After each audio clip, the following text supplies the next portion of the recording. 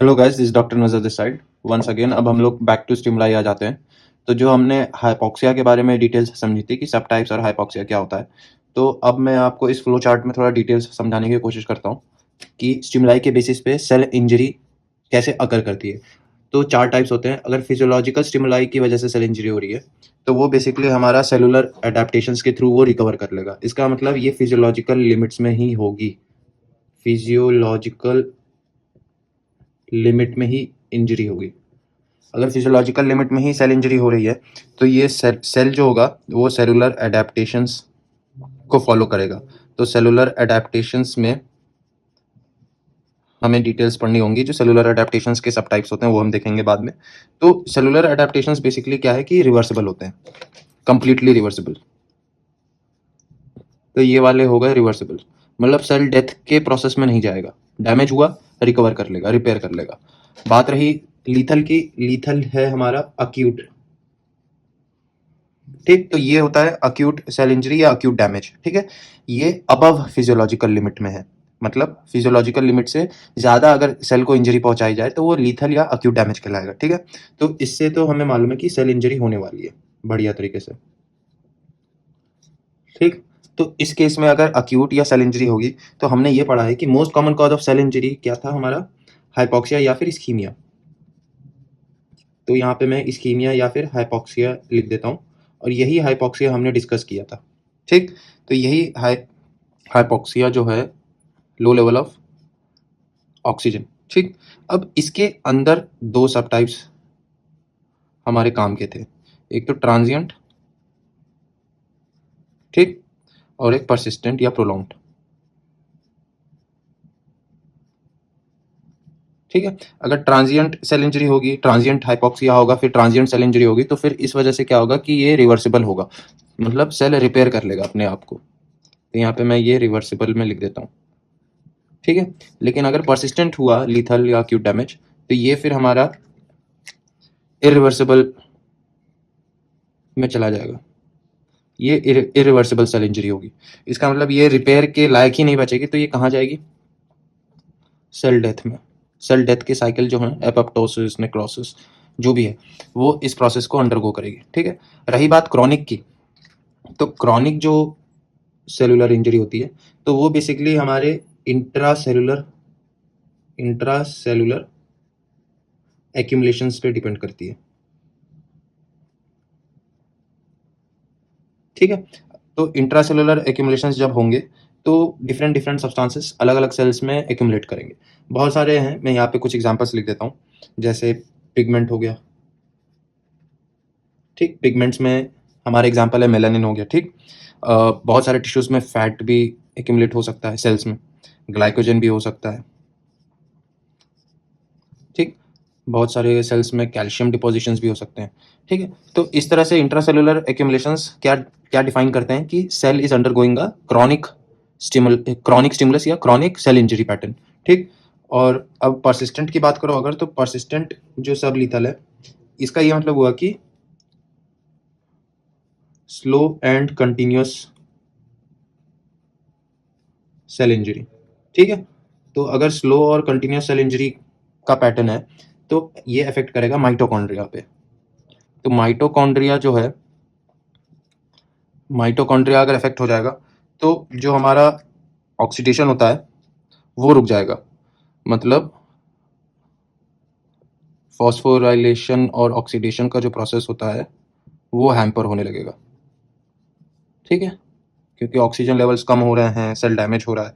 ठीक है, तो क्या होगा कि सही से ऑक्सीजन को यूटिलाइज करने के लिए माइटोकॉन्ड्रिया ही अवेलेबल नहीं होगा, क्योंकि माइटोकॉन्ड्रियल डैमेज हो रहा होगा। ठीक है, तो उस वजह से जो ऑक्सीजन होगा वो क्या बनाएगा, वो फ्री रेडिकल्स बनाएंगे। ये हमारे फ्री रेडिकल्स बनाएंगे। ठीक है, तो जब फ्री रेडिकल्स बनेंगे तो जाहिर बात है क्या होगा कि डैमेज होगा, और सेल की एजिंग होगी, और ओवरऑल टिश्यू की भी एजिंग होगी। तो ये वाला जो लास्ट वाला प्रोसेस है, ये बेसिकली इरिवर्सिबल है। ठीक, अब हम लोग एक एक करके सबको डिटेल में देखेंगे। तो हमने हाइपॉक्सिया के सब टाइप्स डिस्कस कर लिए हैं कि हाइपॉक्सिया के कितने टाइप्स होते हैं, ये डिस्कस कर चुके हैं। अब हम लोग सेलुलर एडेप्टेशंस डिस्कस करेंगे, ठीक, कि किस तरह से सेल इंजरी अगर फिजियोलॉजिकल लिमिट में हो रही है तो सेल कौन कौन से पाथवेज को यूज़ करके अडेप्ट कर सकती है, ठीक। फिर उसके बाद हम लोग ट्रांजिएंट और परसिस्टेंट मतलब रिवर्सिबल और इरिवर्सिबल सेल इंजरी जो होगी उसके पैटर्न्स देखेंगे कि क्या क्या देखने को मिलेगा सेलुलर लेवल में सेल के अंदर, कि अगर रिवर्सिबल डैमेज हो रहा है तो क्या क्या देखने को मिलेगा, अगर इरिवर्सिबल सेल डैमेज हो रहा है तो क्या क्या देखने को मिलेगा, ठीक। तो यहाँ से ये जो सेल डेथ वाला पैटर्न है ना, ये हम लोग आगे पढ़ेंगे कि इसमें एपोप्टोसिस होता है, ठीक। मैं यहाँ पे सिर्फ कुछ ही लिख रहा हूँ। नेक्रोसिस होता है, ठीक है, नेक्रोप्टोसिस भी होता है, पायरोप्टोसिस भी होता है, फेरोप्टोसिस भी होता है, ठीक है। तो अभी हम लोग आगे क्या डिस्कस करेंगे, सेलुलर एडेप्टेशंस के बारे में। तो बेसिकली अगर सेल को फिजियोलॉजिकल लिमिट में डैमेज किया जा रहा है, ठीक है, तो जो चेंजेस क्रिएट होंगे तो उस चेंजेस के अगेंस्ट सेल क्या करेंगे कि अडेप्ट करने की कोशिश करेंगे। तो कुछ पैटर्न्स होते हैं अडेप्टेशंस के सेलुलर लेवल पर, वो हमें डिस्कस करना है। तो यहाँ पे हमें 4 टाइप के पैटर्न्स डिस्कस करने हैं। एट्रोफी, ठीक, फिर उसके बाद हाइपरट्रोफी, उसके बाद हाइपरप्लेजिया, और फिर उसके बाद मेटाप्लेजिया। तो ये 4 पैटर्न्स हैं जो हमें डिस्कस करना है सेलुलर एडेप्टेशन के हेडिंग के अंदर, ठीक है। तो अगर मैं हमें 2 फैक्टर्स बेसिकली यहाँ पे ध्यान में रख के चलने होंगे, एक तो साइज और दूसरा नंबर, ठीक है, कि सेल के साइज का क्या हो रहा है और सेल के नंबर में क्या हो रहा है, ठीक है। तो एट्रोफी का मतलब ही ये होता है, मैं आपको एक यहाँ पे मीनिंग वाइज समझा देता हूँ कि ट्रॉफी वर्ड का मतलब होता है ग्रोथ,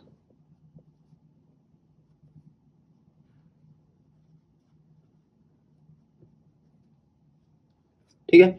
तो अगर ए ट्रॉफी लिखा है इसका ये मतलब हुआ कि एब्सेंस ऑफ ग्रोथ। तो ये अगर सेल्स को फिजियोलॉजिकल लिमिट में डैमेज होता है तो they can undergo any one of the following processes, ठीक है, कि डैमेज कहाँ तक कितने हद तक हो रहा है फिजियोलॉजिकल लिमिट में।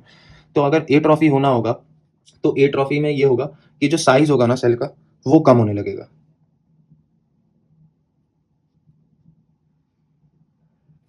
तो सेल के साइज डिक्रीज करने लगेंगे, छोटे होने लगेंगे सेल, ठीक, और जो नंबर होंगे वो भी कम होने लगेंगे। मतलब बहुत सारे सेल्स मतलब डेथ पैटर्न में भी चले जाएंगे, डेथ प्रोसेस में भी चले जाएंगे, और बहुत सारे सेल्स जो सर्वाइव भी करेंगे उनका साइज छोटा होने लगेगा, ठीक है, पहली चीज। तो अब यहाँ पे इसके मैकेनिज्म को देख लेते हैं, यहीं पे इसको कंप्लीट कर देते हैं कि एट्रोफिक का जो मैकेनिज्म है वो क्या है। तो बेसिकली क्या है कि इंट्रासेलुलर प्रोटीन डिग्रेडेशन के पाथवेज फॉलो होंगे, ठीक है। तो एट्रोफिक का अगर मैकेनिज्म पूछा जाए तो क्या होता है कि इंट्रासेलुलर प्रोटीन डिग्रेडेशन।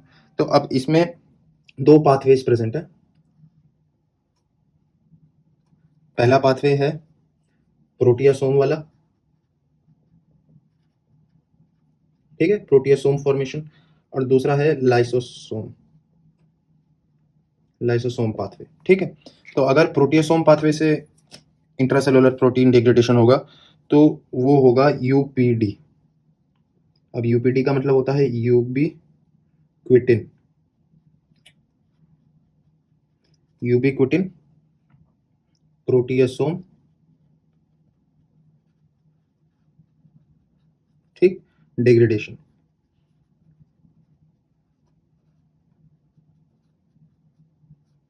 ठीक है। तो इंट्रासेलुलर प्रोटीन डिग्रेडेशन क्या प्रोसेस है, एट्रोफी के प्रोसेस है। उसके अंडर 2 पाथवेज हैं, प्रोटियोसोमल पाथवे है, लाइसोसोमल पाथवे। प्रोटियोसोम का पाथवे जो है वो क्या है, यूबिक्विटिन प्रोटियोसोम डिग्रेडेशन पाथवे है। और लाइसोसोम क्या है कि लाइसोसोम का जो पाथवे है वो बेसिकली एंजाइम से रिलेटेड है। तो एंजाइम रिलीज होंगे, फिर उसके बाद ऑटोफेजी होगी, ठीक। और ऑटोफेजी मतलब सेल खुद को इनगल्फ कर लेगा, सेल खुद को डिस्ट्रॉय कर लेगा। सेल के अंदर जो लाइसोसोम्स हैं वो फटेंगे, रप्चर होंगे, और फिर उनके अंदर जो हाइड्रोलिटिक एंजाइम्स है वो रिलीज होंगे। तो उस तरह से सेल के प्रोटीन्स को डिग्रेड करने का ये एक तरीका है, ठीक है। उसके बाद अगर हम अगले की बात करें तो अगला है हमारा हाइपरट्रॉफी, कि अगर फिजियोलॉजिकल लिमिट के अंडर डैमेज हो रहा है तो cell can undergo hypertrophy which is a cellular adaptation. Hypertrophy का मतलब हो गया कि ट्रॉफी मतलब ग्रोथ, हाइपर मतलब ज़्यादा, तो साइज सेल का इंक्रीज हो जाएगा, पहली चीज़। ठीक है, लेकिन जो नंबर होगा वो सेम होगा, जितना ओरिजिनल नंबर ऑफ सेल्स थे उतने ही अब भी रहेंगे। ठीक है, और इसको हमेशा इसके साथ कॉन्ट्रास्ट में कंपेयर करके चलते हैं, हाइपरट्रॉफी और हाइपरप्लेजिया। हाइपरप्लेजिया में आपके जो नंबर होते हैं वो सेम, वो जो साइज होता है सेल का वो सेम होता है हाइपरप्लेजिया में। ठीक है, और अगर यहाँ पे मैं कहूँ कि प्लेजिया मतलब क्या होता है, प्लेजिया को आप ऐसे समझिए कि प्लेजिया भी मतलब ग्रोथ होता है, लेकिन किस तरह का ग्रोथ, मल्टीप्लाइंग ग्रोथ। ठीक है, ट्रॉफी क्या है, इंडिविजुअल ग्रोथ, और प्लेजिया क्या है, मल्टीप्लाइंग ग्रोथ। तो अगर हाइपरप्लेजिया की बात करूं तो जो सेल्स की साइज होंगी वो सेम रहेंगी, लेकिन जो नंबर ऑफ सेल्स होंगे वो इंक्रीज हो जाएंगे। ठीक है, तो यहाँ पे ये टर्म्स को थोड़ा ध्यान में रखना है। Hypertrophy size increases but the number of cells remain same. Hyperplasia the size of the cells remain same but the number of cells increases in hyperplasia. ठीक है, तो अब क्वेश्चन यहाँ से आता है कि हाइपरप्लेजिया में जो डीएनए कंटेंट होगा, ठीक है, वो इंक्रीज करेगा। क्यों? क्योंकि नंबर ऑफ सेल्स भी इंक्रीज हो गए। ठीक है, पहली चीज। अब कुछ यहाँ पे कंडीशंस होती हैं कि जहाँ पे हाइपरप्लेजिया और हाइपरट्रॉफी ये दोनों साथ में देखने को मिल सकती हैं, हाइपरप्लेजिया। तो ऐसे कौन से एग्जांपल्स है या कौन से टिश्यूज हैं जहाँ पे सेलुलर हाइपरप्लेजिया और हाइपरट्रॉफी ये दोनों साथ में देखने को मिल रहे हैं, उन्हें डिस्कस कर लेते हैं। पहला तो है ग्रेविड यूट्रस। अब ग्रेविड यूट्रस मतलब प्रेग्नेंट यूट्रस। ठीक है, अब pregnant uterus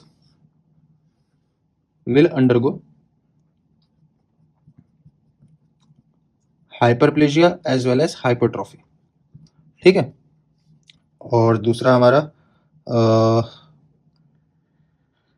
pregnant breast tissue.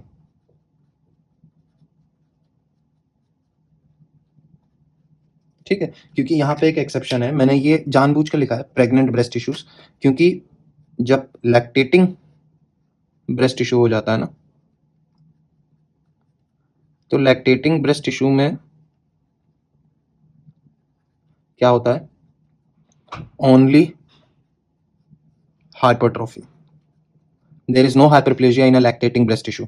Pregnant breast tissue is under development, under hormonal influence, estrogen, progesterone, oxytocin. ठीक है, तो those hormones lead to hypertrophy as well as hyperplasia of the breast tissue. But once the lactation period starts, a lactating breast tissue will only show hypertrophic pattern.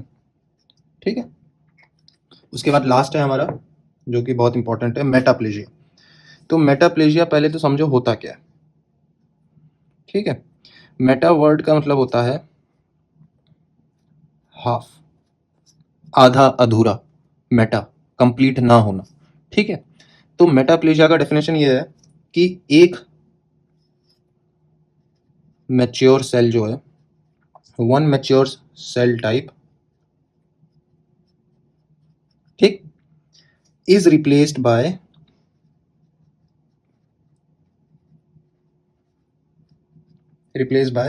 another mature